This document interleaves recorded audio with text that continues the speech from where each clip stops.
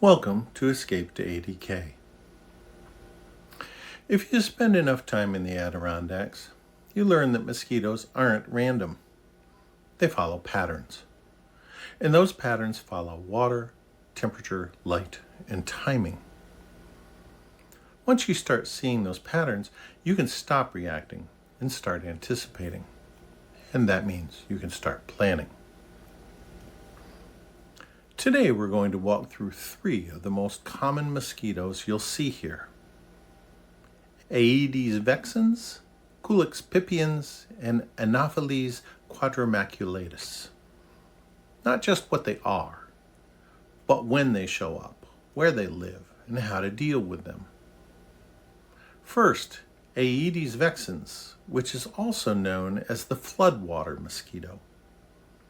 These can sometimes seem to come out of nowhere.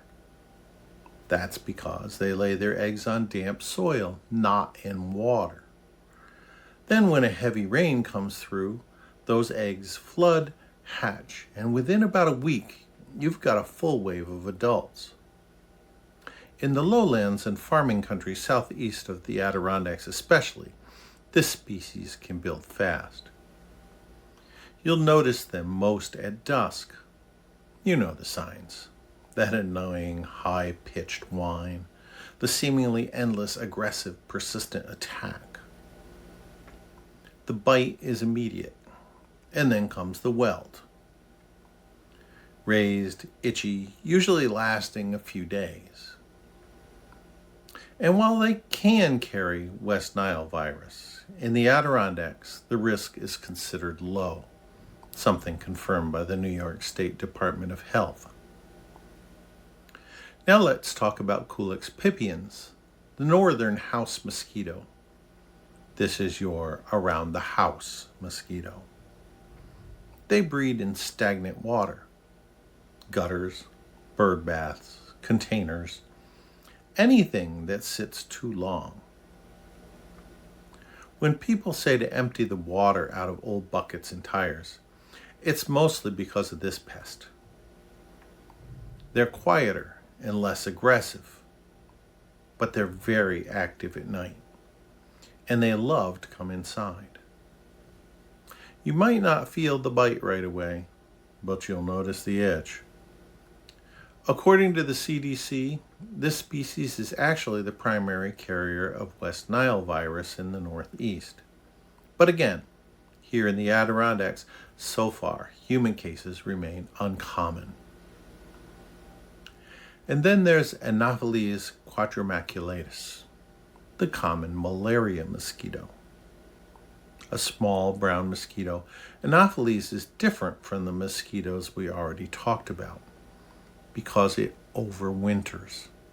It doesn't die in the fall.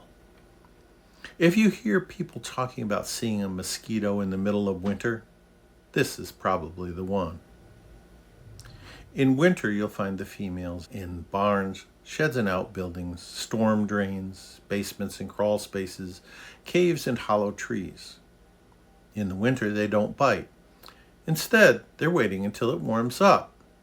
When it does, they try to quickly feed and lay eggs.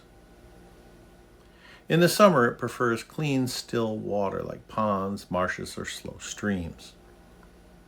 They're active at dawn and dusk, and sometimes into the day or night, but they're usually less aggressive than floodwater mosquitoes. Historically, this species transmitted malaria in the U.S., but today in the Adirondacks, that risk is essentially non-existent. So, when are the worst times to experience mosquitoes in the Adirondacks? Just like with black flies, timing matters. Late May through August, that's your main window, with a peak usually June into July. And after a heavy rain, give it about a week. That's when things spike.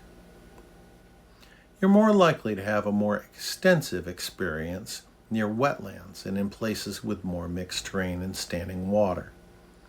Those living at higher elevations may have an easier time of it, but that's only in comparison to living someplace wetter, So how do you reduce your exposure to these pests? Start simple. Light-colored clothing with a loose fit helps. They'll drill right through something thin and tight like a t-shirt.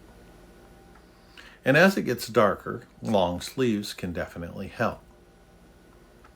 Use repellents that work. In spite of recent stories about DEET actually attracting mosquitoes, the fact is that in real life, DEET and picaridin are still the most effective.